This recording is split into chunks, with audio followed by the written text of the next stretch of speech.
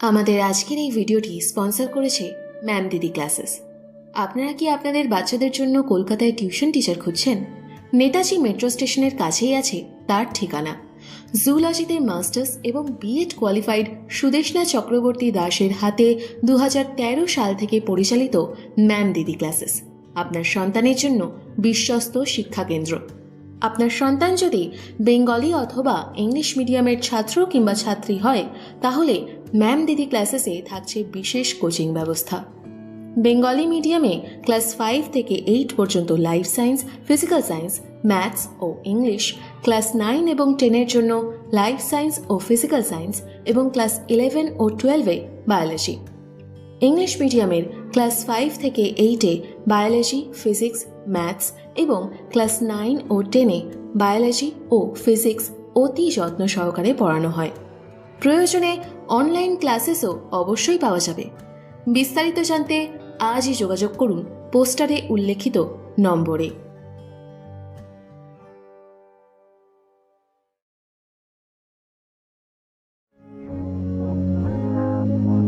স্টোরিওলিক্স, ভালো থাকুন, ভালোবাসায় থাকুন।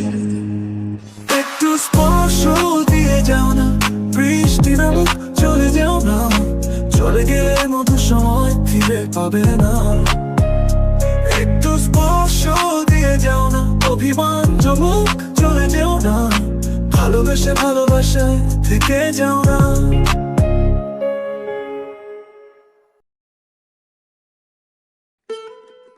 ছোট থেকে বড় হয়ে ওঠার প্রতিটা মুহূর্তে আমাদের আশেপাশের চেনা মানুষ, চেনা গলি, চেনা পরিবেশের মাঝে আমাদের জীবনটাও কেমন যেন খুব চেনা একটা ছকে বাঁধা পড়ে যায়।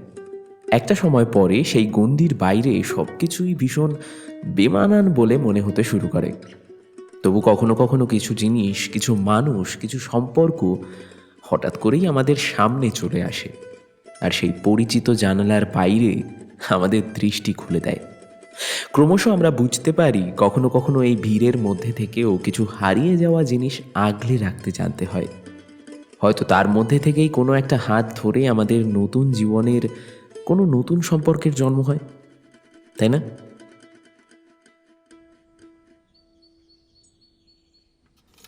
সাইকেলটা রাস্তার ধারে একটা ছোট্ট মুদিখানা দোকানের সামনে দাঁড় করিয়ে রেখে একবার হাত ঘড়িতে চোখ রাখল রূপ। ঘড়ির কাঁটা 11টার ঘর পেরিয়েছে সবে, তবে এর মধ্যেই চারিদিকে রোদের ঝলকানি দেখে মনে হয় যেন ভর দুপুর। খুব প্রয়োজন ছাড়া এখন রাস্তায় বিশেষ লোকজন চলাফেরা করছে না। পকেট থেকে রুমালটা বের করে কপালের ঘাম মুছল রূপ। তারপরেই ঢুকে পড়ল পাশের দোকানে। বলছি দাদা, একটা জলের বোতল দেবেন? ছোট্ট ঝুপড়ির ভেতরে বসে থাকা মাঝবয়সী দোকানদার ভদ্রলোক খানিকটা ঝিমোচ্ছিলেন। একটু বিরক্ত হয়েই তিনি যেন তাকালেন ওর দিকে। অসময়ে এসে ওনার ঘুমের ব্যাঘাত ঘটালো কিনা, একটা জলের বোতল ওর দিকে এগিয়ে দিয়ে আবার ভেতরে চলে গেলেন তিনি। মানিব্যাগ থেকে দাম মেটানোর সময় রূপ দেখলো আর মাত্র 30 টাকা পড়ে রয়েছে। না, আজ আর তাহলে বাইরে থেকে কিছু খাওয়া যাবে না দেখছি। খানিকটা জল গলায় ঢেলে একটু শান্তি পেল। হাইওয়ের ধারে এমনিতেও গাছপালা, বাড়িঘর কোনোটাই বিশেষ কিছু নেই। তার উপর অবিরাম ছুটে চলা গাড়ির ধুলো আর গরম হাওয়া এসে ঝাপটা মারছে চোখে মুখে। ব্যাগটা পিঠে নিয়ে আবার সাইকেলটা শুরু করতে যাওয়ার আগে একবার বাকি চিঠিগুলোর ওপর নজর দিল রূপ। ঠিকানাগুলো প্রায় সবকটাই ওর চেনা। হঠাৎ খামগুলোর ভেতর থেকে একটা ছোট্ট পোস্টকার্ড ওর পায়ের কাছে পড়ল। নিচু হয়ে সেটা তুলতে গিয়ে অবাকই হলো সে। আরে বাহ, হাতে লেখা চিঠি! প্রাপকের নাম ঠিকানা তো লেখা আছে ঠিকই, অথচ কোথা থেকে আসছে তার নাম কিংবা ঠিকানা না, কিছুই তো লেখা নেই। আশ্চর্য! তাছাড়া স্মার্টফোন, ইন্টারনেট আর সোশ্যাল মিডিয়ার ভিড়ে কেউ এইভাবে আজকাল চিঠি লেখে নাকি?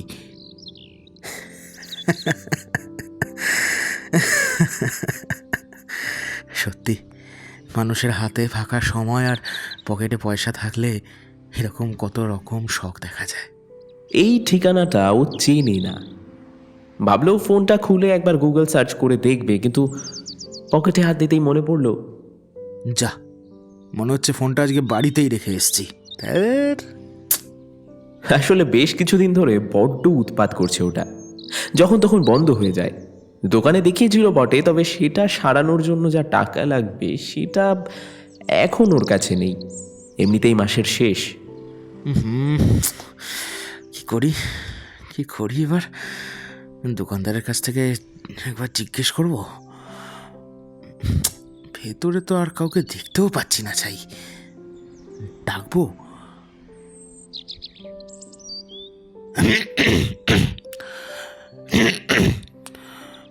বলছিলাম, দাদা শুনছেন? একবার একটু এদিকে আসবেন। বলছি, একটা কথা জিজ্ঞেস করার ছিল। খানিক বাদে দোকানদার ভদ্রলোক বেরিয়ে এলেন বটে, তবে রূপ খেয়াল করলো তার চোখে মুখে বিরক্তি আর রাগের চিহ্নটা আগের থেকে বেশি স্পষ্ট হয়ে উঠেছে এবার। হাতে ধরা পোস্টকার্ডটা এবার এগিয়ে দিয়ে রূপ জিজ্ঞেস করলো, হ্যাঁ হ্যাঁ, মানে এই যে দাদা, এই এই ঠিকানাটা কোথায় একটু বলতে পারবেন? ভ্রু কুঁচকে খানিকক্ষণ ওর হাতে ধরা কাগজটার দিকে তাকিয়ে কি যেন ভাবলেন ভদ্রলোক। তারপর একটা হাত বাইরের দিকে নির্দেশ করে গম্ভীর গলায় বললেন, ভালো লাগে না। এই যে হাইওয়েটা যেখানে শেষ হচ্ছে, ওখান থেকে আরো খানিকটা এগিয়ে গেলে একটা চৌমাথা পড়বে, বুঝলেন? সেখান থেকে ডান দিকে যে রাস্তাটা চলে গেছে, সেই রাস্তায় একটা ছোট স্কুল বাড়ি দেখতে পাবেন। তার আশেপাশেই কোথাও এই জায়গাটা হবে বলে মনে হচ্ছে। বাকিটা না হয় ওখানে গিয়েই কাউকে জিজ্ঞেস করে নেবেন। সব তো আমি বলতে পারবো না, তাই না? ওর বলা কথা মতো নিজের মনে মনে একবার রাস্তাটা হিসেব করে নিল রূপ। খুব একটা বিশেষ দূরে না হলেও সাইকেলে এখান থেকে এখনো প্রায় মিনিট 20 মতো তো লাগবেই। আর দেরি না করে ভদ্রলোককে ধন্যবাদ জানিয়ে হাতের চিঠিগুলো ব্যাগে ভরে আবার সাইকেলের প্যাডেলে চাপ দিল রূপ।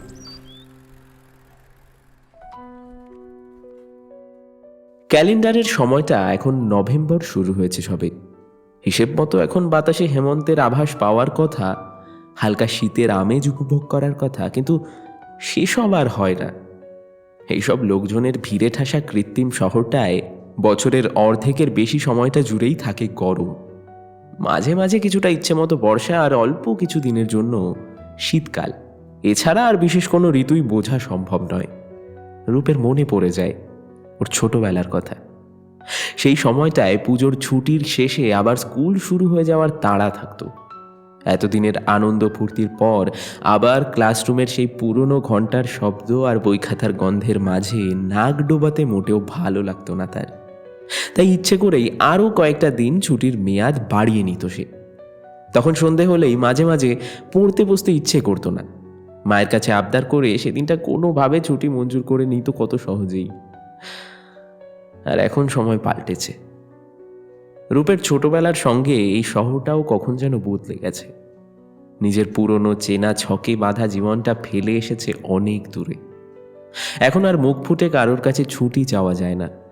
প্রতিদিনের ক্লান্তি আর একরাশ চিন্তার মাঝে একবেলা ছুটি পাওয়া ঠিক হয়ে ওঠে না।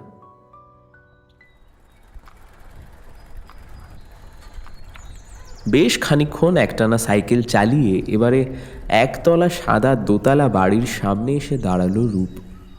পোস্টকার্ডের উল্টো পিঠে লেখা ঠিকানার সঙ্গে একবার মিলিয়ে নিল বাড়ির নাম্বারটা। তারপর মেন গেটটা পেরিয়ে ভেতরে ঢুকে এসে বার কয়েক কলিং বেল বাজালো।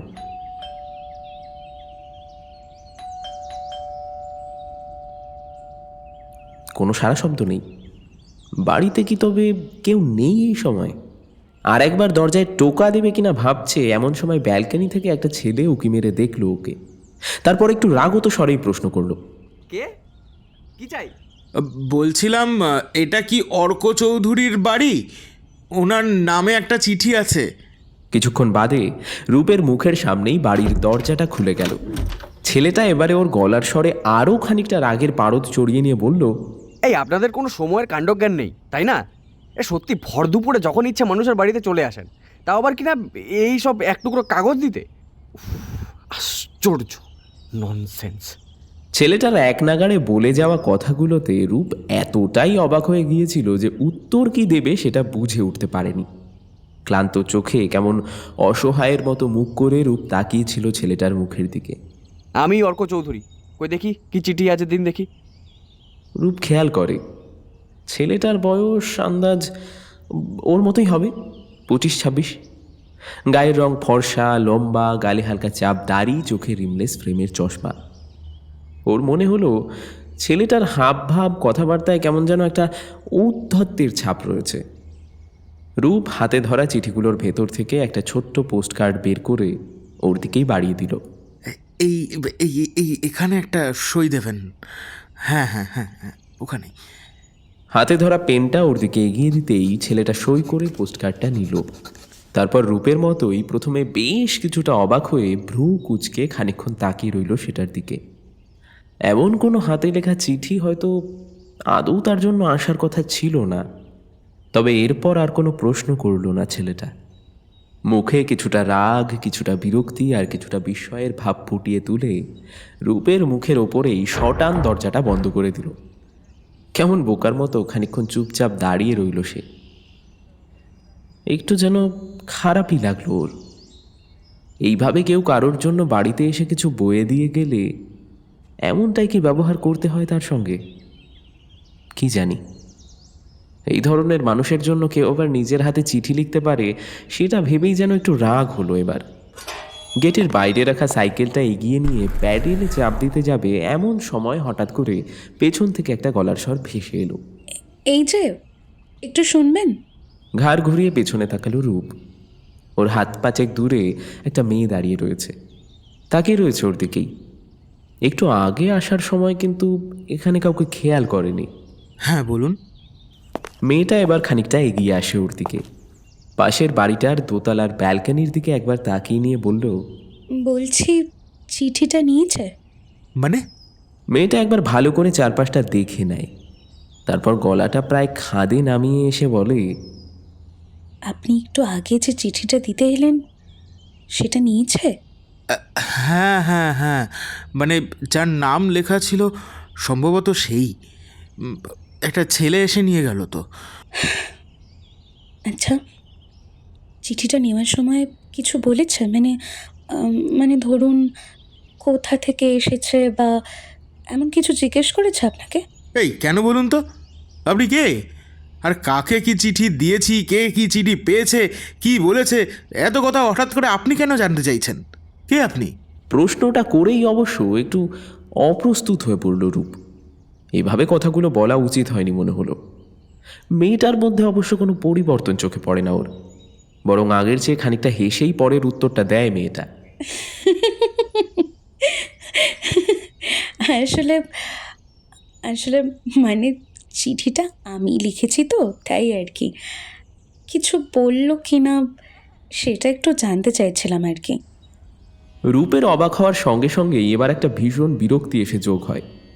মেয়েটা কি পাগল? এই ভর দুপুরে রাস্তার মাঝে দাঁড়িয়ে ওর সঙ্গে মশকরা করছে নাকি? মানে আপনি লিখেছেন? তাহলে চিঠির ওপর নিজের নাম ঠিকানা কিছু দেননি কেন? আজব তো। আর এখন এখানে এসে দাঁড়িয়ে আছেন? আরে বাবা, তাহলে তো নিজেই তো সঙ্গে করে নিয়ে এসে দিয়ে যেতে পারতেন। খামোখা পোস্ট অফিসে দেওয়ার কি দরকার ছিল? না, আসলে আমি নিজে দিতে পারতাম না, সে অনেক কথা, অত আপনি বুঝবেন না। আর আপনাদের যা সার্ভিস, একটা চিঠি পৌঁছে দিতে আপনাদের 1 সপ্তাহ সময় লাগে, আর আমার এই চিঠিটা আজকেই পাঠাতে হতো। তাই তো সকাল থেকে পোস্ট অফিসের সামনেই অপেক্ষা করছিলাম। যখন আপনি পোস্ট বক্স থেকে চিঠিগুলো নিয়ে বেরোলেন, আমিও আপনার পিছনে ফলো করে এতক্ষণে এই অবধি এসেছিলাম। এখানে না আসলে তো বুঝতেই পারতাম না আদৌ আপনি চিঠিটা ঠিক সময় মতো পৌঁছে দিয়েছেন কিনা। রূপের মাথাটা এবার গরম হয়ে উঠল। ও বেশ বুঝতে পারল রাগটা ধীরে ধীরে ওর সারা শরীরে ছড়িয়ে পড়তে শুরু করেছে, একটু একটু করে। নিজের স্বভাব বিরুদ্ধ হয়েই এবার বেশ জোরে চিৎকার করে উঠল সে। এই যে ম্যাডাম, আপনি কি ইয়ার্কি করছেন নাকি আমার সাথে? শুনুন, আপনার হাতে ফালতু সময় থাকতে পারে, অনেক টাকা থাকতে পারে, কিন্তু আমার হাতে এসব কিছুই নেই। একটা সামান্য চিঠি পাঠানোর জন্য সারা দিন ধরে আপনি আমায় ফলো করেছেন, অথচ নিজে পৌঁছে দিতে সাহসে কুলোয়নি আপনার। অদ্ভুত মানুষ তো আপনারা। আর এই যে শুনুন, আপনি যার জন্য চিঠি লিখেছেন সে কিছুই জানতে চায়নি, এমনকি চিঠিটা কে দিয়েছে, কে পাঠিয়েছে তাও না। আর শুনুন, এরপর থেকে না এমন কিছু শখ জাগলে নিজেই বাড়িতে এসে কথা বলে যাবেন, আর সঙ্গে করে চিঠিপত্র যা ইচ্ছে তাই দিতে ইচ্ছে করলে নিজেই নিয়ে আসবেন, খামোকা আমাদেরকে বিরক্ত করবেন না। প্রায় এক নিঃশ্বাসে কথাগুলো বলে আর এক মুহূর্ত সেখানে দাঁড়ালো না রূপ। সাইকেলটা নিয়ে সামনের রাস্তার দিকে এগিয়ে যায়। ও খেয়াল করে না মেয়েটা একই রকমভাবে খানিকক্ষণ ওখানে দাঁড়িয়ে স্থির দৃষ্টিতে ওর চলে যাওয়ার পথটা দেখতে থাকে।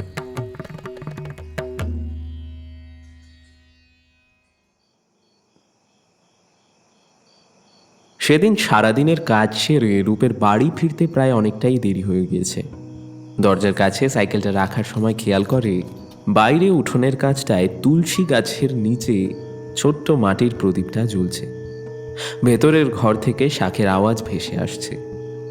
ধীর পায়ে একবার ঠাকুর ঘরের সামনে এসে দাঁড়ায় রূপ।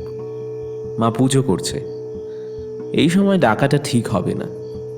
খেয়াল করে ওর আশেপাশে সমস্ত বাড়ি জুড়ে একটা সুন্দর গন্ধ ছড়িয়ে পড়েছে। রূপ ছোট থেকেই খেয়াল করেছে সকালে মায়ের স্নানের পর একটা অদ্ভুত গন্ধ আসতো মায়ের শরীর থেকে। এই গন্ধটাও কোথাও যেন তার সঙ্গে হুবহু মিলে যায়। দোতলায় নিজের ঘরে পৌঁছে ক্লান্ত শরীরটা বিছানায় এলিয়ে দেয় রূপ।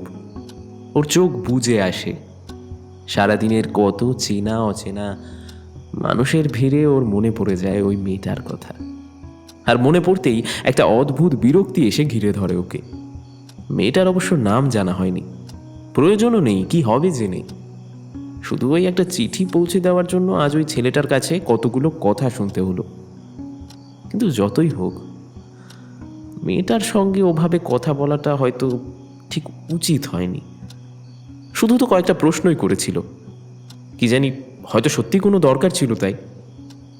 এসব ভাবতে ভাবতেই কখন যেন রূপ ঘুমিয়ে পড়ে। পরদিন সকালে খানিকটা দেরি করেই অফিসে পৌঁছয় রূপ। কাল রাতে ঘুমটা ঠিকঠাক হয়নি, চোখ দুটো জ্বালা করছে এখনো। কোনো মতে অ্যাটেন্ডেন্সের খাতায় সই করে পিঠের ব্যাগটা নিয়ে লেটার বক্স থেকে চিঠিগুলো বের করে অফিসের বাইরে পা রাখতে যাবে ঠিক এমন সময় এই যে একটু শুনবেন।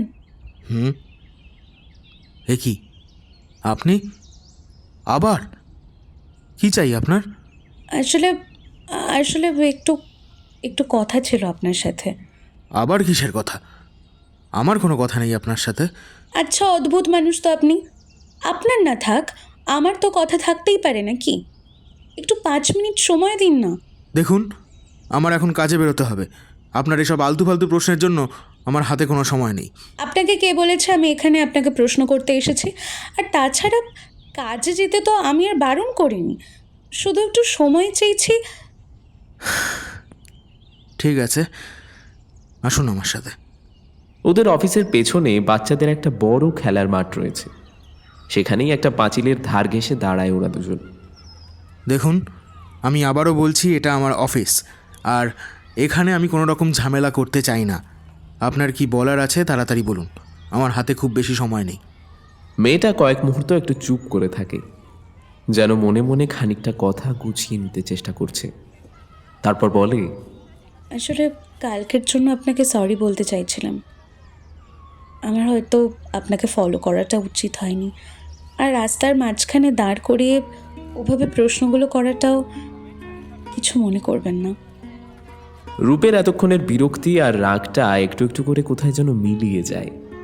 তারপর কি মনে হতেই হঠাৎ করে বলে ওঠে, আচ্ছা, আপনি কিছু মনে না করলে একটা কথা জিজ্ঞেস করতে পারি? হ্যাঁ, বলুন না। আপনার কি সত্যি শুধুমাত্র আমাদের সার্ভিসের ওপর ভরসা নেই বলেই আমায় ফলো করেছিলেন, নাকি অন্য কোনো কারণ ছিল আপনার? আসলে ওই চিঠিটা খুব যত্নে লেখা।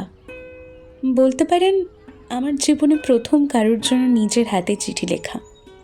তাই ঠিকমতো পৌঁছলো কি না সেটা নিজের চোখে না দেখলে না ঠিক ভরসা পাচ্ছিলাম না। বেশ, তো আপনি তো নিজে গিয়েই দিয়ে আসতে পারতেন। তাছাড়া নিজের নাম ঠিকানাটা লেখেননি কেন বলুন তো? যাকে দিচ্ছেন সে বুঝবে কি করে কি লিখেছে? যাতে বুঝতে না পারি সেই জন্যই তো। কিছু বললেন? না না, কিছু না। সে অনেক কথা, পরে আবার কখনো দেখা হলে না হয় বলবো। আজ আসি, আপনার দেরি হয়ে যাচ্ছে। ওর কথায় এতক্ষণ সময়টা খেয়াল করেনি রূপ। সত্যি অনেকটাই দেরি হয়ে গেল। মেয়েটা ইতিমধ্যে ওর পাশ কাটিয়ে কিছুটা এগিয়ে গিয়েছে। হঠাৎ কি মনে হতে একবার পেছন থেকে ডাক দেয় রূপ। শুনছেন? আপনার নামটা তো জানা হলো না। মেয়েটা একবার ফিরে তাকায় ওর দিকে, তারপর কি যেন একটা বলে। আশেপাশের সমস্ত শব্দের মধ্যে থেকে শুধু দুটো শব্দ রূপের কানের মধ্যে প্রতিধ্বনিত হতে থাকে। হিয়া মিত্র।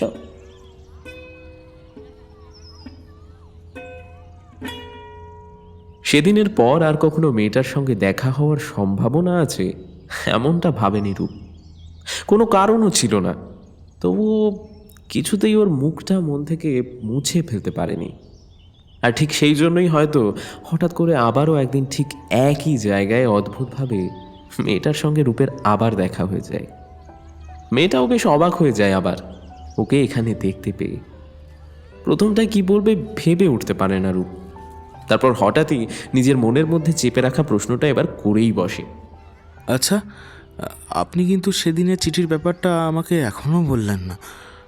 ছেলেটা কে ছিল বলুন তো? আপনার বয়ফ্রেন্ড ছিল।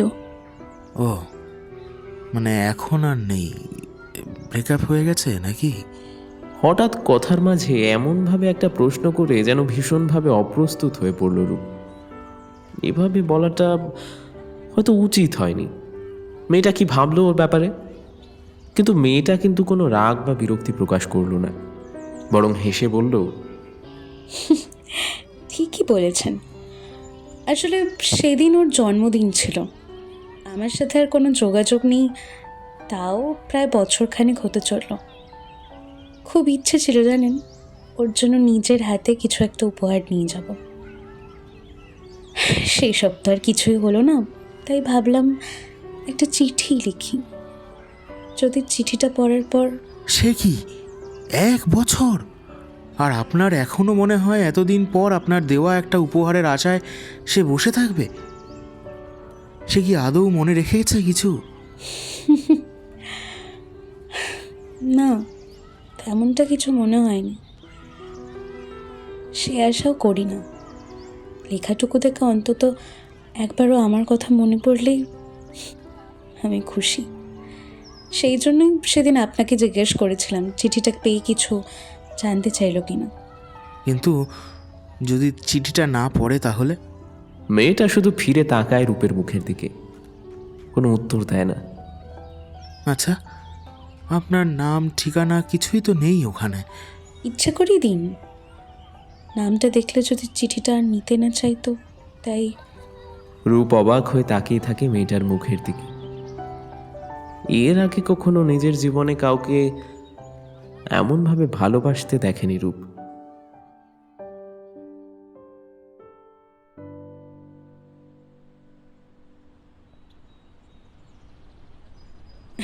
আচ্ছা, এভাবে প্রত্যেক দিন কারো না কারোর কাছে এই চিঠি পোস্ট কার্ড পৌঁছে দিতে ভালো লাগে তোমার?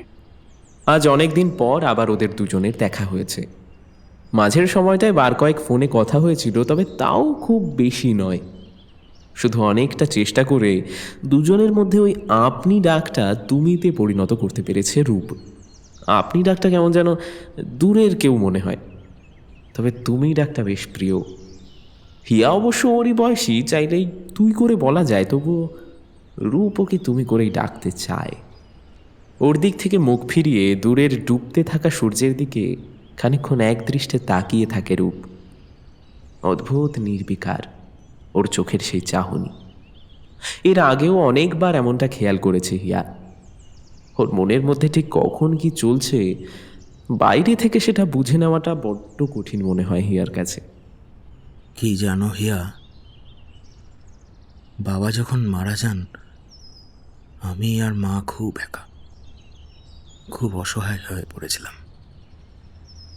আত্মীয় স্বজন, পাড়া প্রতিবেশী অনেকেই বাড়িতে আসতো মাঝে মাঝে, তবে সবাই ওই দিনের আলোয় দেখা কয়েকটা মুহূর্তের সঙ্গী হয়েছে কেবল।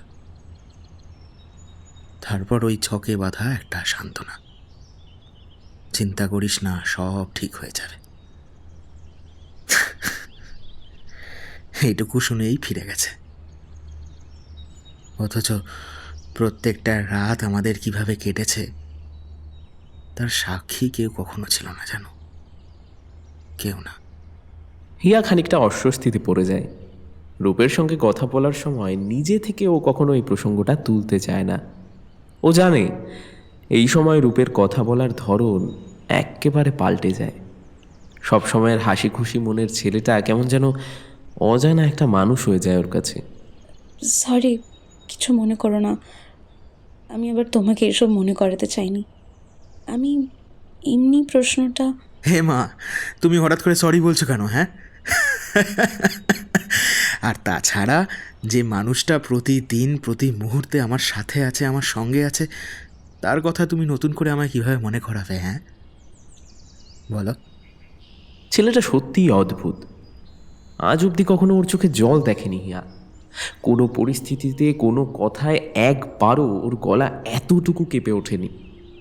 নিজের মনের ভেতরটাই ও কখনো কারো কাছে মেলে ধরতে চায় না। তো যেটা বলছিলাম, জানো, আমি যখন প্রথম এই চাকরিটা পাই, এই সংসারটা কোনো মতে টেনে নিয়ে যাওয়ার জন্য আমার কাছে তখন এর চেয়ে ভালো কোনো উপায় ছিল না। প্রথম প্রথম খুব একঘেয়ে লাগতো, জানো। কখনো এও ভেবেছি চাকরিটা আমি ছেড়ে দেব, কখনো কখনো এটাও ভেবেছি যে সব কিছু ছেড়ে ছুড়ে আমি বাড়ি ছেড়েই বেরিয়ে যাব, কিন্তু পারিনি। কেন জানো?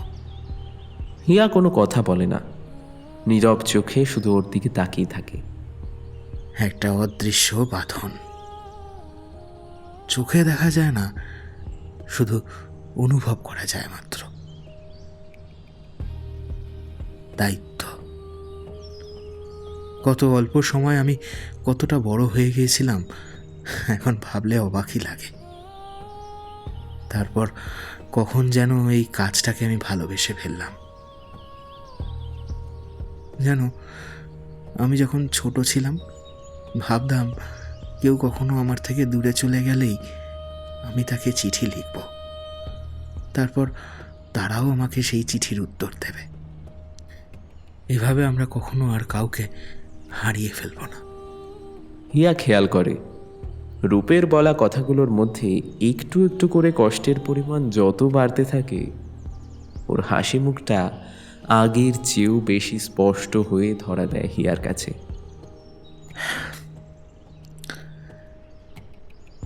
জানো হিয়া, বাবাকেও কয়েকবার চিঠি লিখেছিলাম।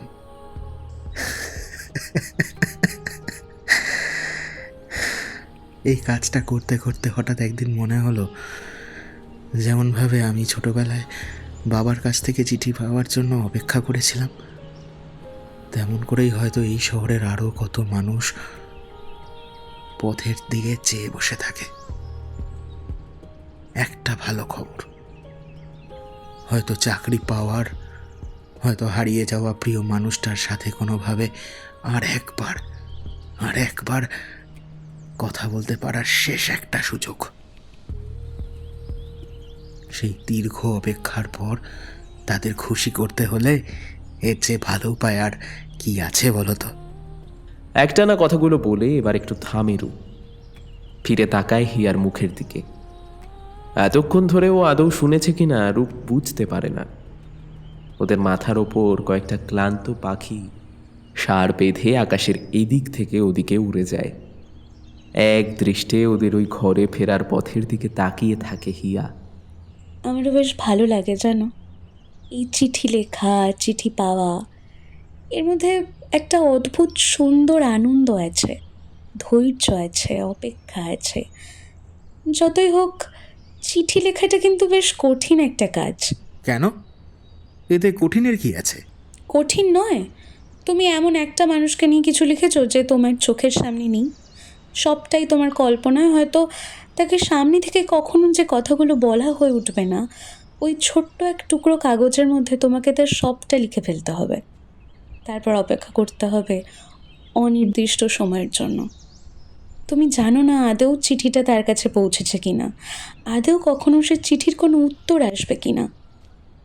তবু লিখতে হয়, না লিখলে স্মৃতিই তৈরি হয় না।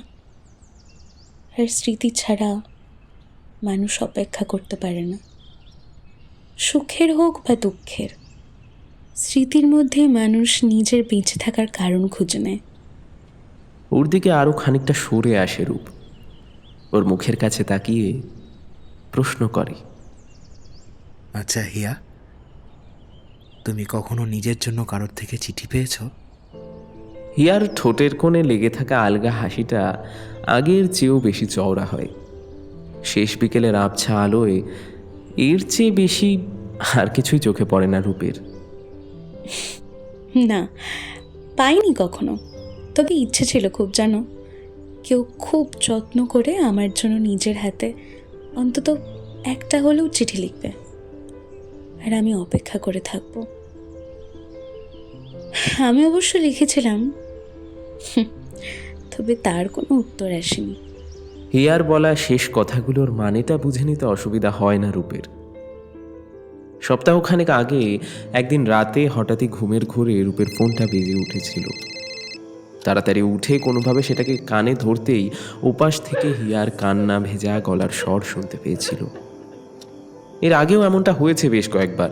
মাঝে মাঝেই নিজের জীবনের খুব কাছের মানুষের সঙ্গে ঘটে যাওয়া ঘটনা, তাদের বলা কথাগুলো মনে করে কান্নাকাটি করে ফেলে মেয়েটা। প্রথমে অবশ্য এসব কিছুই জানাতে চায়নি হিয়া, সেটা বুঝতে পেরেই রূপ নিজেই বলেছিল, কখনো খুব মন খারাপ হলে আমায় জানিও, আমি চেষ্টা করব তোমার পাশে থাকার। হয়তো রূপের সেই কথাতেই ভরসা করেছিল হিয়া। তারপর থেকে এমন অনেকবারই হয়েছে সারা রাত ফোনের ওপারে কান্নাকাটি করেছি হিয়া, আর এপারে বসে রূপ সবটা শুনেছে চুপচাপ, কোনো বাধা দেয়নি ওকে। একটু কাঁদলেই যদি হালকা হয় মেয়েটা, তাতে ক্ষতি কি? শুধু কখনো কখনো সেই কান্নার শেষে একটাই কথা বলেছে রূপ, জানো হিয়া, সত্যি বলছে, আমার না মাঝে মাঝে খুব হিংসে হয় তোমাকে। আমাকে হিংসে কেন? কি এমন করেছে আমি? এই যে তোমার জীবন থেকে একটু একটু করে হারিয়ে যাওয়া প্রত্যেকটা মানুষকে এখনো কত সুন্দর করে আগলে রেখেছো তুমি। নিজের মনের মধ্যে আজও কত তাদের প্রতি তোমার ভালোবাসা রয়ে গিয়েছে। এটা এটা যে কি জিনিস, আমি কখনো কাউকে এমনটা করতে দেখিনি, জানো। নিজেও হয়তো কখনো পারবো না। তুমি তুমি আমায় শিখিয়ে দেবে হিয়া, কিভাবে মানুষকে এমন করে ভালোবাসতে হয়? তুমি আমাকে শিখিয়ে দেবে, বলো। ওর কথা শুনে হেসেছে হিয়া, আবার কখনো কখনো চুপ করে থেকেছে, আবার কখনো বলেছে, সত্যি যদি ভালোবাসতে পারতাম তাহলে হয়তো তারা কেউ আজ আমায় ছেড়ে যেত না, তাই না বলো? এর আগেও অনেকবার ওকে এই প্রশ্নটাই করেছে মেয়েটা, কিন্তু তখনও কোনো উত্তর দিতে পারেনি রূপ, যেরকম আজ পারল না। প্রায় মাসখানেক পর হঠাৎই একদিন সন্ধেবেলায় হিয়ার বাড়ির ঠিকানায় কয়েকটা চিঠি এসে পৌঁছয়। খামের ওপরের নাম আর ঠিকানা পড়ে ও প্রথমে একটু অবাকই হয়ে যায়। হাতের লেখাটা রূপের, কিন্তু ও হঠাৎ চিঠি লিখতে গেল কেন? চিঠিগুলো বের করে একে একে পড়তে শুরু করে হিয়া। খুব বিশেষভাবে আলাদা করে যে অনেক কিছু লিখেছে ছেলেটা, তেমনটা কিন্তু নয়। প্রথম যেদিন ওদের দুজনের আলাপ হয় সেদিন ওকে দেখে কি মনে হয়েছিল, তারপর কিভাবে একটু একটু করে ওদের মধ্যে বন্ধুত্ব হয়, ওর কোন স্বভাব রূপের পছন্দ, কোনগুলো অপছন্দ, সবই লিখেছে ছেলেটা। অনেক খুঁটিনাটি কথা চোখে পড়ে যায় হিয়ার, নিজেও হয়তো কখনো নিজের ব্যাপারে এতটা খেয়াল করেনি। পড়তে পড়তে মনটা ভালো হয়ে যায় ওর। চিঠিগুলো হাতের মুঠোয় ধরে খোলা জানালার ওপারে দূরের চেনা শহরটার দিকে তাকিয়ে থাকে হিয়া। একটা আদুরে হাসি খেলে যায় ওর মুখে। সেদিনের বলা কথাগুলো ছেলেটা এমনভাবে মনে রাখবে ও সত্যিই ভাবেনি। এর আগে কখনো ওর জন্মদিনে কেউ ওর জন্য এমন উপহার পাঠায়নি।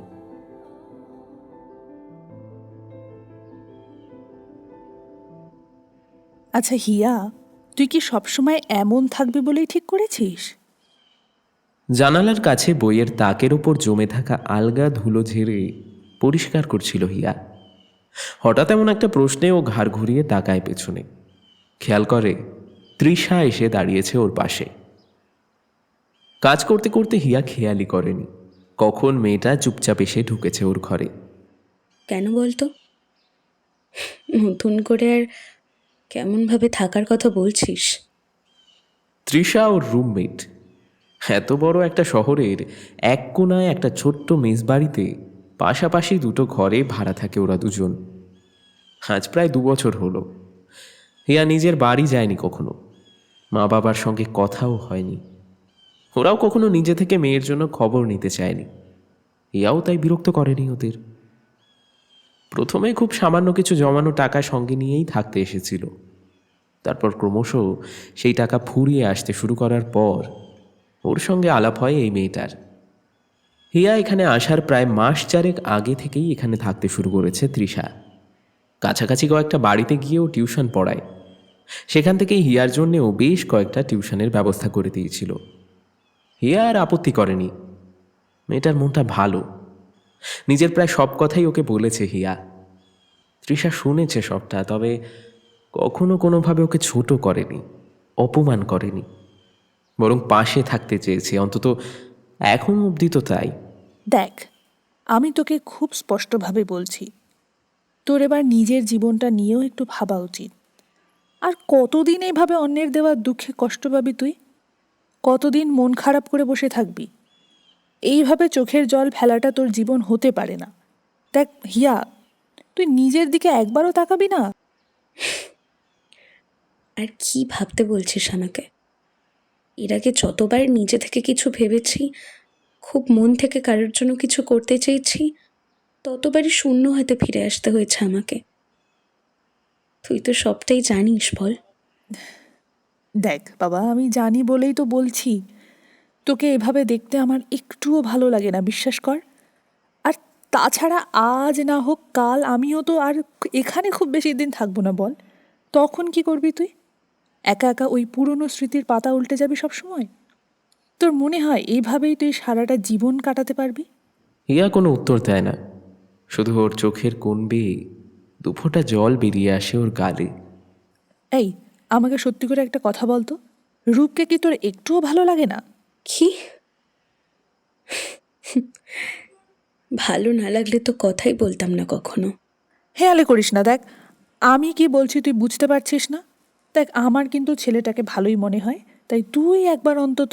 সে কি, তোর ওকে পছন্দ হয়েছে? কই, আমাকে আগে বলিসনি তো। এ মা, আচ্ছা দাঁড়া দাঁড়া, কিন্তু তুই তো ওকে দেখিসনি এখনো, তাই তো? তার মানে শুধু ওর কথা শুনেই পছন্দ হয়ে গেছে? কি, তাই তো? হুম। হঠাৎ খিলখিল করে হেসে ওঠে মেয়েটা। আজ অনেকদিন পর হয়তো এভাবে হাসতে দেখলো তৃষা, আর সেটা দেখেই ওরও কোথাও গিয়ে মনটা যেন একটু ভালো হয়ে যায়। এই শোন, আমি কিন্তু আমার কথা বলছি না, তোর কথা বলছি। দেখ, ছেলেটা তোর খেয়াল রাখে, তোর ভালো খারাপ থাকার খোঁজটুকু অন্তত নেয়। কথাবার্তা শুনেও তো বেশ ভালোই মনে হয়। ওকে নিয়ে একবার তুই ভেবে দেখতে পারিস না? হিয়া এরপর আর কোনো উত্তর দেয় না। ওর মুখের এতক্ষণের হাসিটা এক মুহূর্তে কোথায় যেন হারিয়ে যায়। তৃষার হাতটা ছাড়িয়ে সে এগিয়ে যায় বইয়ের তাকের দিকে। তারপর একেবারে নিচে পরপর সাজিয়ে রাখা পুরনো বইগুলোর স্তূপের ভেতর থেকে একটা অ্যালবাম বের করে আনে। সেদিকে তাকিয়ে তৃষা খেয়াল করে মলাটের উপর পুরু সাদা ধুলোর আস্তরণ জমে আছে, আর তার ভেতর থেকে ব্রাউন পেপারের উপর কোনো বাচ্চার হাতে আঁকা কয়েকটা খুব এলোমেলো সাধারণ ছবি চোখে পড়ে ওর। হিয়ার দিকে ফিরে ও জিজ্ঞেস করে, এটা তোর অ্যালবাম? হ্যাঁ, খুব ছোট্টবেলায়, তখন সদ্য বাড়িতে স্লেট পেন্সিলে ছবি আঁকতে শিখেছিলাম। নিজের, বাবা মায়ের, সবার ছবি এঁকে রেখেছিলাম এখানে। হিয়া নিজের হাতের আঙুল দিয়ে কয়েকটা নির্দিষ্ট জায়গায় নির্দেশ করে। ওর হাতের স্পর্শে ধুলোর পরত খানিকটা সরে গিয়ে ছবিগুলো আরো পরিষ্কার হয়ে ওঠে। তৃষা একদৃষ্টে তাকিয়ে থাকে সেদিকে। আমায় এর আগে তো কখনো দেখাসনি? এটা সবসময় আমি নিজের কাছে রাখি। যখন খুব মন খারাপ হয় তখন একটা একটা করে পাতা উল্টে দেখি। কাউকেই কখনো দেখাইনি, শুধু অর্ককে দেখিয়েছিলাম একবার। তৃষা খেয়াল করে হিয়ার মুখের সবটা জুড়ে যেন একটা অন্ধকার ছায়া নেমে এসেছে। আনমনে একটা একটা করে পাতা উল্টোতে থাকে মেয়েটা। তৃষার উপস্থিতি যেন সম্পূর্ণই ভুলে গেছে সে। এমনভাবে খানিকটা যেন নিজের মনের মধ্যেই কিছু একটা পিড়পিড় করে চলেছে মেয়েটা। সবটা শুনতে পায় না তৃষা, শোনার চেষ্টাও করে না। শুধু কয়েকটা ছেঁড়া ছেঁড়া কথা কানে ভেসে আসে। অ্যালবামের ভেতরে পরপর সাজিয়ে রাখা ছবিগুলোর দিকে তাকিয়ে এক নাগারে বলে চলেছে মেয়েটা। কোন ছবিটা কবে তোলা হয়েছিল, কোথায় কার সঙ্গে তুলেছে, সবার নাম, প্রত্যেকটা ছবির নিচে সেই তারিখ আর জায়গার নাম সব কিছু লিখে রাখা রয়েছে। তৃষা কি বলে ওকে সান্ত্বনা দেবে বুঝে উঠতে পারে না। ওর মাথায় একটা হাত রেখে আলতো গলায় শুধু বলে, আচ্ছা হিয়া, তোর কি আর স্বপ্ন দেখতে ইচ্ছে করে না রে? তোর কি একবারও মনে হয় না এখনের যে ভবিষ্যতে আরো অনেকটা ভালোভাবে প্রাণ খুলে বাঁচতে পারিস তুই? জানিস জানিস ছোটবেলায় রাতে ঘুমের মধ্যে না খুব স্বপ্ন দেখতাম আমি। মাঝে মাঝে খুব ভয় পেয়ে যেতাম। তখন ঘুম ভেঙে উঠে পাশে দিদাকে দেখতে পেলে 2 হাত দিয়ে জড়িয়ে ধরতাম।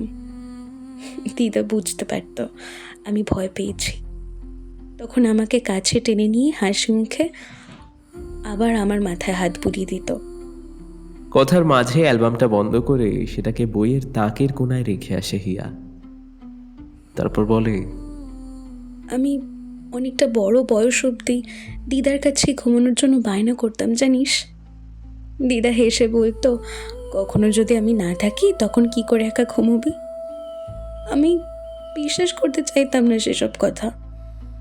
তারপর একদিন সত্যি সত্যি দিদা চলে গেল আর কখনো ফিরে এলো না আমার কাছে জানিস। আমি আমি খুব খুব একা হয়ে পড়লাম। মাঝে মাঝে খুব রাগ হতো, অভিমান হতো আমার। দিদার কি একবারও মনে পড়লো না আমার কথা? একটুও কষ্ট হলো না আমাকে ছেড়ে যাওয়ার আগে? তারপর তারপর কখন যেন আবার সব আগের মতো হয়ে গেল বুঝলি। আমিও কিভাবে সবটা মানিয়ে নিলাম। শুধু একটা জিনিস হারিয়ে গেল, ওই যে স্বপ্ন দেখা। তারপর থেকে আর আমার খুব একটা স্বপ্ন আসতো না জানিস। একটা সময় তো ভুলেই গিয়েছিলাম এসবের কথা। আমার খুব ভয় লাগে রে। এখন যদি স্বপ্ন দেখি আর সেই স্বপ্ন যদি পূরণ না হয়, যদি মাঝরাতে অন্ধকারে ভেঙে যায়, যদি সকালে উঠে সমস্তটাই দুঃস্বপ্নের মতো মনে হয়, তাহলে হাত বাড়িয়ে জড়িয়ে ধরার মতো আমার তো আর কোনো মানুষ এখন নেই রে। এখন তো কেউ নেই। তৃষার চোখেও এবার জল নেমে আসে মেয়েটার কথাগুলো শুনে। কোনো মতে সেটা হিয়ার চোখের আড়াল করে নেয়। হিয়া আলতো করে একটা হাত রাখে ওর কাঁধে, তারপর বলে, তুই ঠিকই বলেছিস রে। রূপ ছেলেটা সত্যিই ভালো।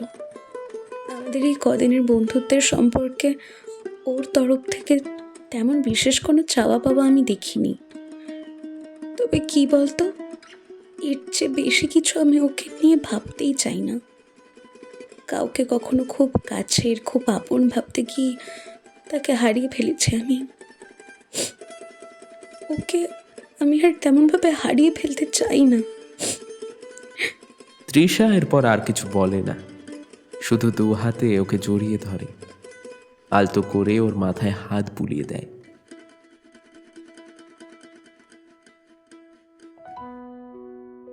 দুপুরে খাওয়া দাওয়ার পর নিজের ঘরে চুপচাপ শুয়েছিল রূপ। আজ সকাল থেকেই মনটা ভালো লাগছে না। খানিকটা জোর করেই আজকের দিনটা কাজ থেকে ছুটি নিয়েছে রূপ। ও খেয়াল করেছে আজকাল মাঝে মাঝেই ওর এমনটা হয়, কারণে অকারণে মনটা খারাপ হয়ে যায়। তখন কারো সঙ্গেই আর কথা বলতে ইচ্ছে হয় না, শুধু কেমন যেন একা হয়ে যেতে ইচ্ছে করে। আগে ভাবতো হয়তো মায়ের কোলে মাথা রাখলে, মাকে সবটা খুলে বললে মনটা হালকা হবে, কিন্তু তারপর সে চেষ্টা আর করেনি। মায়ের বয়স হয়েছে, তার উপর আরো বাড়তি চিন্তা মানুষটাকে দেওয়ার কোনো মানেই হয় না। এসব ভাবতে ভাবতেই কখন যেন ওর চোখের পাতায় ঘুম জড়িয়ে আসে। যখন ঘুম ভাঙে, ঘড়ির কাঁটায় তখন 5:30 বাজছে। ওর মনে পড়ে যায় আজ সন্ধেবেলায় হিয়ার সঙ্গে একবার দেখা করার কথা আছে, আর সেটা মনে পড়তেই এবার ওর মন কিছুটা ভালো হয়ে যায়। কয়েকদিন আগে মাকে বলেছিল হিয়ার কথা। সবটা শোনার পর মা কি বুঝেছিল কে জানে, শুধু হেসেছিল নরমভাবে। রূপের বন্ধু বান্ধব কখনোই খুব একটা বিশেষ ছিল না। স্কুল কলেজে যে কয়েকজনের সঙ্গে আলাপ ছিল, তাদের মধ্যে কেউ চাকরি পেয়ে, আবার কেউ চাকরির খোঁজে আলাদা হয়ে গেছে আজ সবার থেকে। এখন আর আলাদা করে প্রায় কারোর সঙ্গেই যোগাযোগ নেই বললেই চলে। তবু হিয়ার সঙ্গে পরিচয় হবার পর থেকে একটা জিনিস বুঝেছে রূপ, এই মেয়েটা সত্যিই বড্ড একা। হয়তো বা ওর চেয়েও একটু বেশি। প্রথম দিকে ওর সঙ্গেও বেশি কথা বলতে চাইতো না, কেমন যেন চুপচাপ হয়ে নিজেকে গুটিয়ে রাখতো সবকিছুর থেকে। হয়তো খানিকটা সময় চাইছিল রূপকে বুঝে ওঠার জন্য, বিশ্বাস করার জন্য। পরে অবশ্য জেনেছিল মেয়েটার জীবনের শুরু থেকেই বিশ্বাস আর ভরসার ভিতটা বড্ড আলগা। মা বাবা দুজনেই থাকা সত্ত্বেও মামা বাড়িতেই মানুষ হয়েছে। নিজেদের ছোটখাটো অশান্তি আর ইগোর লড়াইয়ের মাঝে পড়ে মেয়েটার একটা সুস্থ সুন্দর ছোটবেলা হারিয়ে গিয়েছে একটু একটু করে। গায়ে হাত তোলা, মেন্টাল টর্চার, এসব অনেকটা ওই প্রতিদিনের অভ্যেস মতো হয়ে গিয়েছিল মেয়েটার। ওনাদের ডিভোর্সের পরেও স্কুলেও অনেক সময় বন্ধুদের কাছ থেকে কত কথা শুনতে হয়েছে হিয়াকে। এত কিছুর পরেও জীবনে একটা মানুষকে মন থেকে ভালোবেসেছিল মেয়েটা। কিছুটা সময়, কিছুটা যত্ন আর একটা আশ্রয় খুঁজে পেতে চেয়েছিল। কিন্তু বছর দুয়েক হতে না হতেই সেই সম্পর্কটাই সবচেয়ে বিভীষিকা হয়ে ওর দম বন্ধ করে দেয়। রূপের সবচেয়ে বেশি অবাক লাগে যখন ও জানতে পারে হিয়ার জীবনে ঘটে যাওয়া কোনো কিছুর জন্যই ও কখনো কাউকে দায়ী করে না। সমস্ত দোষ, সমস্ত খামতি নিজের কাঁধেই নিয়ে নেয়। একবার ওকে জিজ্ঞেস করেছিল রূপ, হিয়া, তুমি এখনো কিসের জন্য অপেক্ষা করে আছো বলো তো? তোমার এখনো বিশ্বাস হয় তোমার জীবন থেকে হারিয়ে যাওয়া মানুষগুলো আবার কখনো নতুনভাবে ফিরে আসবে তোমার কাছে? অপেক্ষা করতে ভালো লাগে আমার।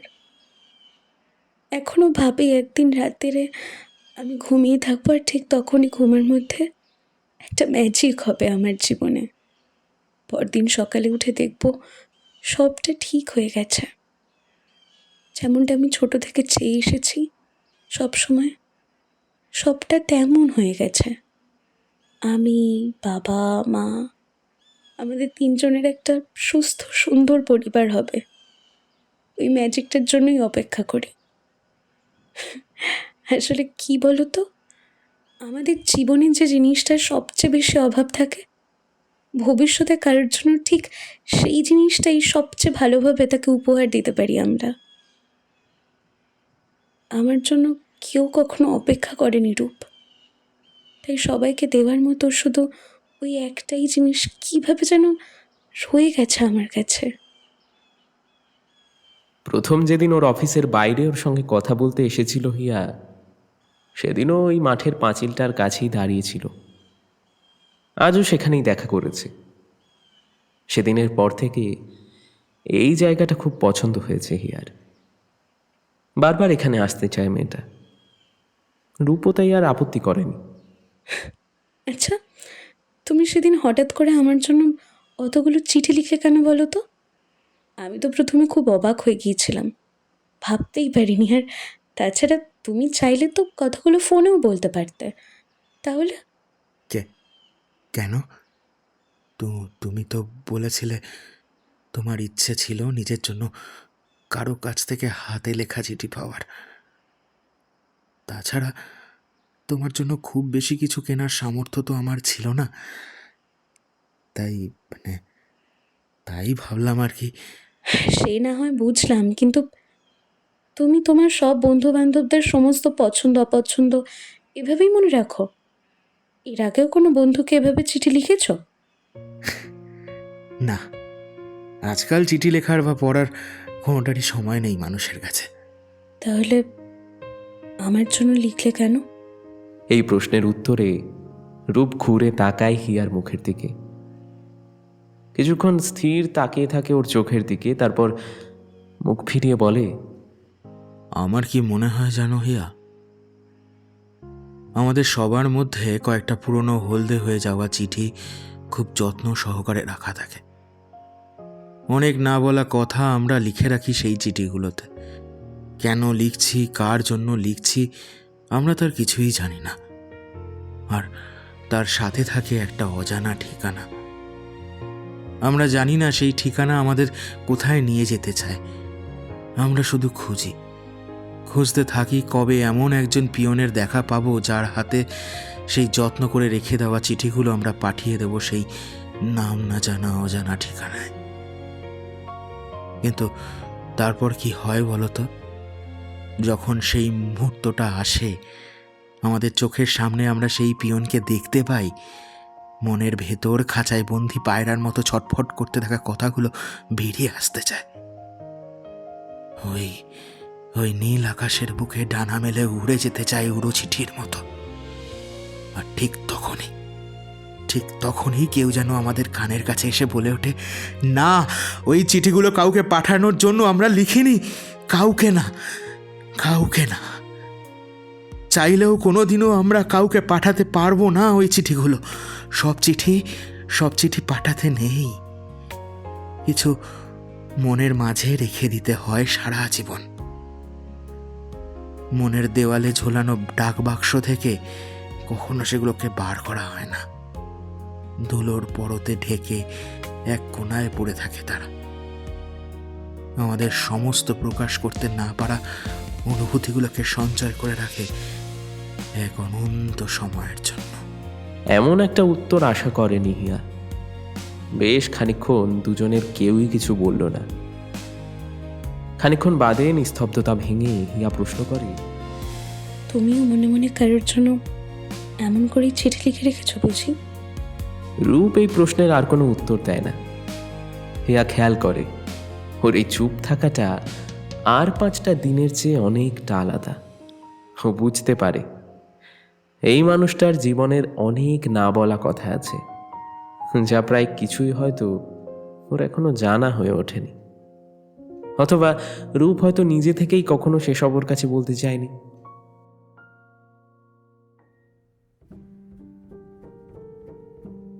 ওর সঙ্গে হিয়ার এই কয়েক মাসের পরিচয়ে এখন একটা কথা খুব ভালোভাবে বুঝতে পেরেছে রূপ। মেয়েটার প্রতি ওর সমস্ত অনুভূতি আর 5টা সাধারণ বন্ধুর মতো নয়। খানিকটা দেরি হলেও রূপের নিজের মনের কথাটা বুঝে নিতে আর অসুবিধা হয়নি। হিয়াকেও ভালোবাসে। কবে কখন থেকে এমনটা হয়েছে সেসব প্রশ্নের সত্যি কোনো মানে নেই ওর কাছে। কিন্তু হিয়াকে এখনো এসব কিছুই জানায়নি ও, হয়তো জানাবেও না কখনো। রূপ বুঝেছে হিয়া নিজের জীবনে সবচেয়ে বেশি যদি কোনো কিছুকে ভয় পেয়ে থাকে, তাহলে সেটা হলো কাউকে ভালোবাসা। নিজের ভেতরের এই একটা অনুভূতি বারবার কষ্ট দিয়েছে মেয়েটাকে। তাই এই সব কিছুর থেকে নিজেকে অনেকটা দূরে সরিয়ে নিয়েছে হিয়া। রূপের সঙ্গে ওর পরিচয় হওয়ার আগেও যে ওর সঙ্গে কেউ বন্ধুত্ব করতে চায়নি এমনটা নয়, কিন্তু সবাই হয়তো একটা সময় পর বিনিময়ে ভালোবাসা পাওয়ার আশা করেছিল, আর সেটা হিয়া দিতে পারেনি। তাই আজ তারা কেউই মেয়েটার সঙ্গে নেই। রূপ জানে হিয়া আর কখনোই হয়তো নতুন করে কাউকে ভালোবাসতে পারবে না।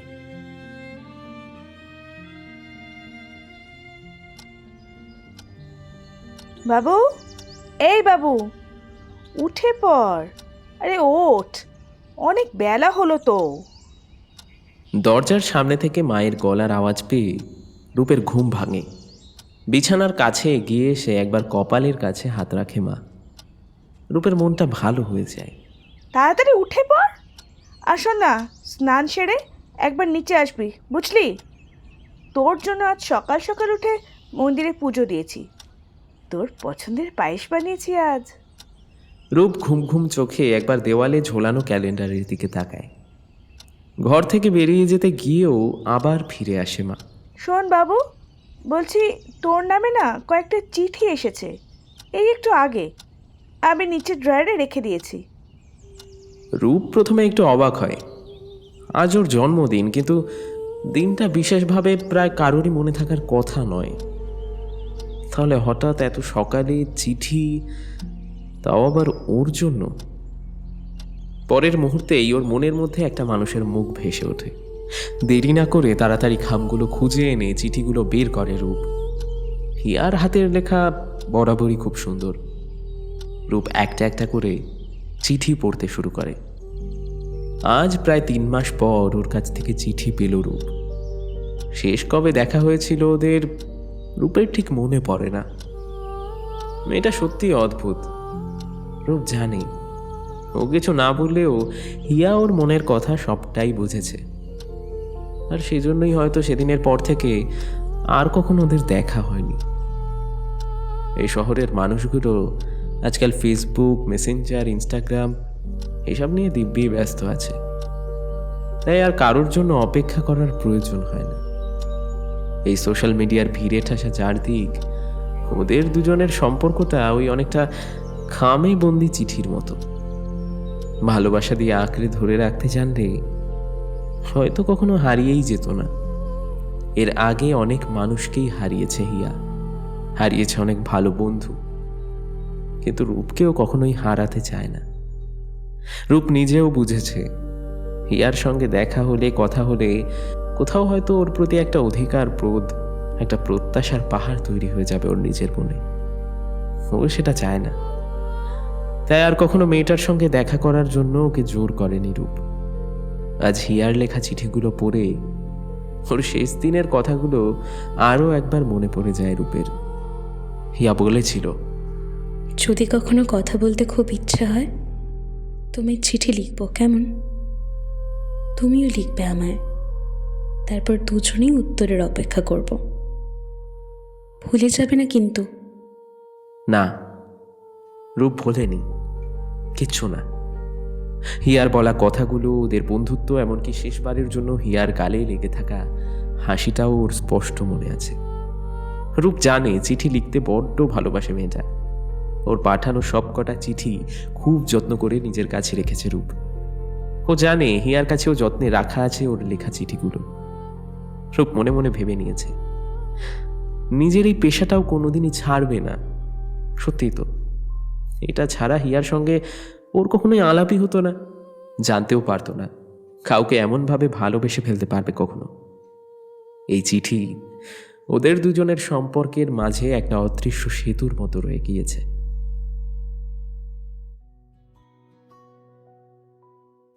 একটা চেনা শহরের দুই অচেনা প্রান্তে দুটো মানুষ আজ একইভাবে নিজেদের এক চিলতে ঘরের জানলার কাছে দাঁড়িয়ে। সামনে যতদূর চোখ যায় সীমানা ছাড়িয়ে নীল আকাশ, কয়েক খণ্ড সাদা মেঘ ভেসে বেড়াচ্ছে এদিক ওদিক। এক ফালি নরম রোদের আলোকে সঙ্গী করে খুব চেনা কোনো হাওয়া একই সঙ্গে স্পর্শ করে যায় ওদের দুজনকে। ছোটবেলা থেকে নিজের আশেপাশে এই পরিচিত পরিবেশটাই যেন আরও একবার নতুন করে ধরা দেয় ওদের কাছে। ওরা দুজনেই জানে আজ এই মুহূর্তে একে অপরের ঠোঁটের কোণে লেগে থাকা হাসির কারণটা, আর একটু একটু করে সেই হাসিটা ছড়িয়ে পড়ে ওদের গালপে। তবু আজ এই মুহূর্তে ওরা একে অপরের সঙ্গে নেই, অথচ তার জন্য মনের মধ্যে এতটুকু আক্ষেপ নেই, বরং একরাশ খুশিতে, আনন্দে ওদের দুজনের মনটা ভরে আছে। চিৎকার করে কত কথা বলতে ইচ্ছে করছে আজ, কিন্তু বলা হবে না কিছুই। দুজনেই মনে মনে একবার একে অপরের মুখটা কল্পনা করে নেওয়ার চেষ্টা করে। একজনের স্থির দৃষ্টি নিজের হাতের মুঠোয় ধরা কাগজগুলোর দিকে, আর অন্যজন বাড়ির সামনের সরু গলির মুখে কোনো অচেনা পিয়নের আসার অপেক্ষায় তাকিয়ে। এই প্রান্তের মানুষটার চোখের কোণে কয়েকটা আবছা জলবিন্দু চিকচিক করে ওঠে বহুদিনের পুরনো কোনো আশা পূর্ণতা পাওয়ার। আর অন্য প্রান্তের মানুষটার চোখের পাতা তীর তীর করে কেঁপে ওঠে কয়েকবার। আবার কখনো নিজের নামে কোনো নতুন খামে একটা নতুন চিঠি পাওয়ার অপেক্ষায়। অনুভবের ডাকাডাকি, পাওয়া না পাওয়ার হিসেবের বাইরে থাকি, তোমাকে না ছুঁয়েও অপেক্ষাতে আপন করে রাখি। ডাক বাক্সে নয় তোমার স্মৃতির চেনা রাস্তা,